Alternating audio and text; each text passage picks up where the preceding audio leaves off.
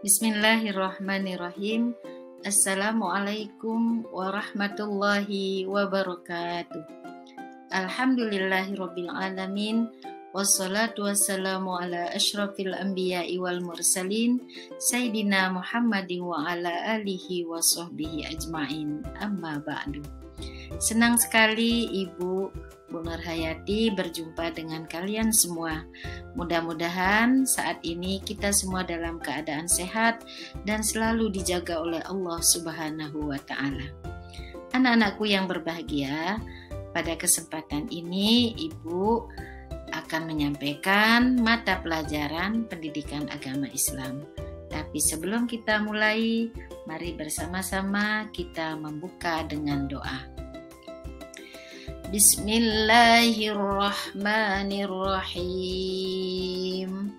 Rabbi zidna ilma warzuqna fahma. Amin. Sebagai makhluk sosial, tidak ada di dunia ini orang yang bisa hidup sendiri. Kita semua pasti membutuhkan orang lain dalam kehidupan sehari-hari.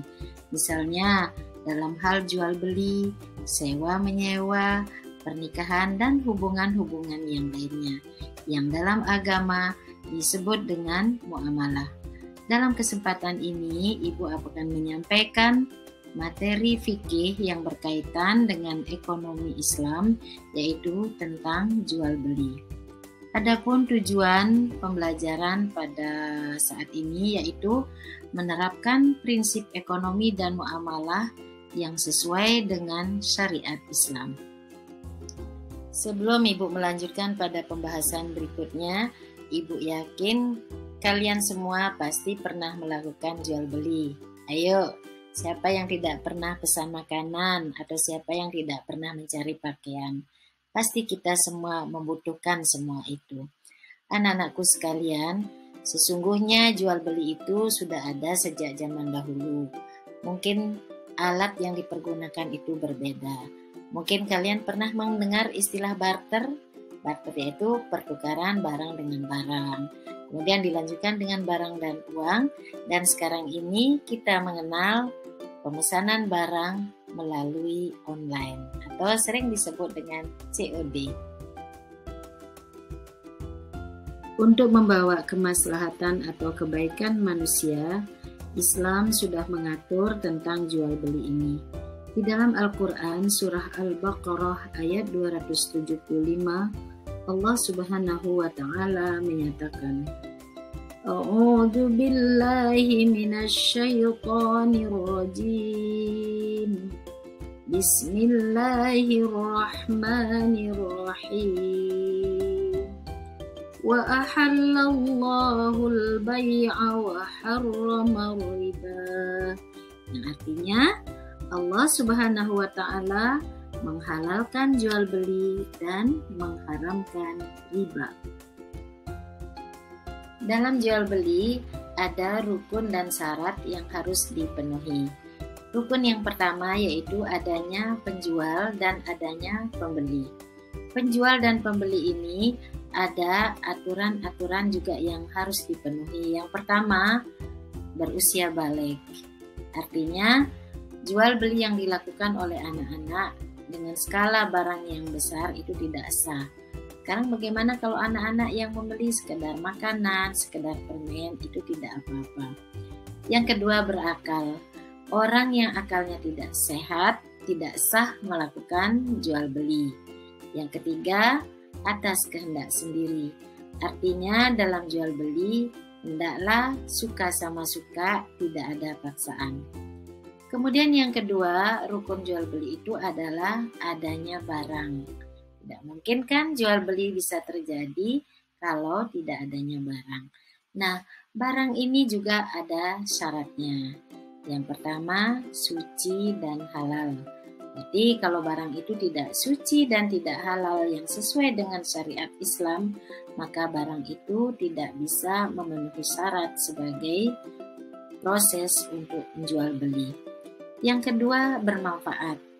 Jadi hendaklah Dalam jual beli itu, barang yang dijual atau barang yang dibeli itu membawa manfaat bagi manusia. Yang ketiga, dapat diserah terimakan. Di jual beli itu harus jelas barangnya.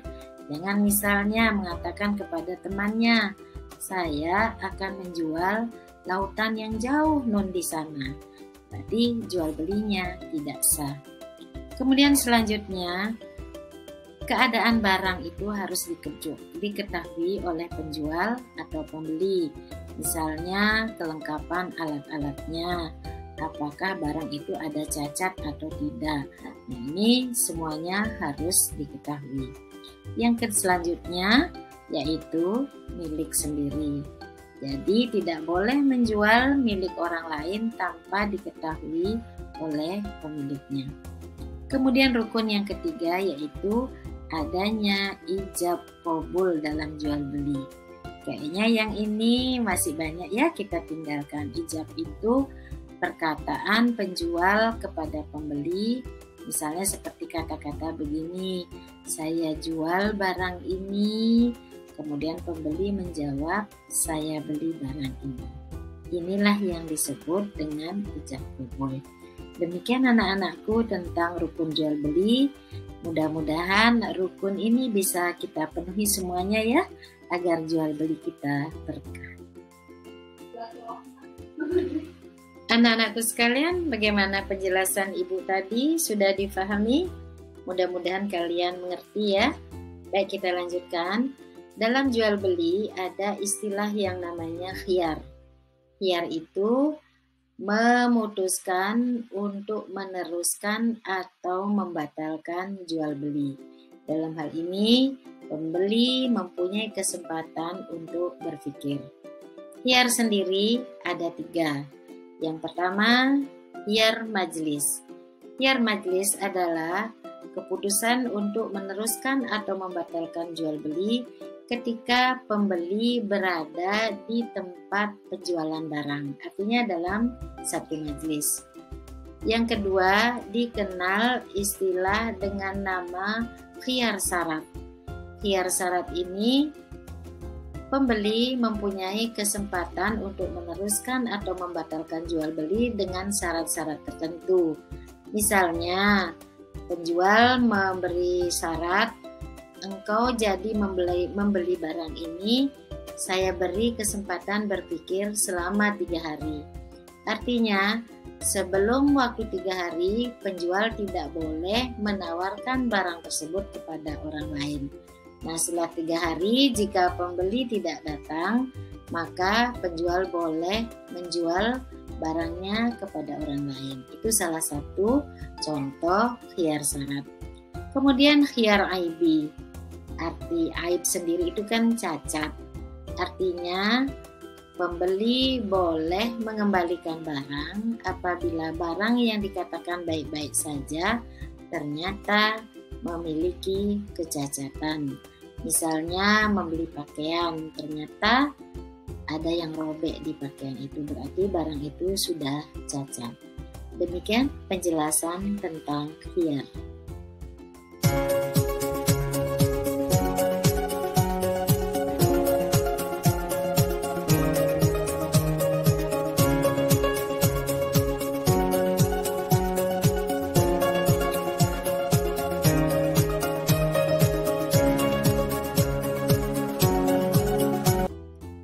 Anak-anakku sekalian, tadi kalian sudah menyaksikan video tentang jual beli yang diharamkan. Ibu lanjutkan lagi bagian dari jual beli yang disebut dengan salam. Salam adalah proses jual beli barang melalui pesanan pada waktu tertentu dan disetujui oleh kedua belah pihak. Syarat dan ketentuan yang berlaku dalam salam hampir sama dengan jual beli, tetapi ada proses-proses yang harus dipenuhi lainnya, misalnya tentang kejujuran penjual, karena biasanya barangnya tidak langsung diserah terimakan. Termasuk contoh yang bisa Ibu sampaikan di sini saat ini yang lagi tenar, yaitu pesanan barang yang disebut dengan COD atau cash on delivery. Nah, ini jelas kejujuran yang harus dipenuhi. Demikianlah penjelasan Ibu tentang materi jual beli ini. Mudah-mudahan kalian bisa memahaminya dengan baik. Sebelum Ibu akhiri, Ibu berdoa kifaratul majelis. Subhanakallahumma wa bihamdika asyhadu an la ilaha illa anta astaghfiruka wa atubu ilaik. Amin. Semoga bermanfaat. Assalamualaikum warahmatullahi wabarakatuh.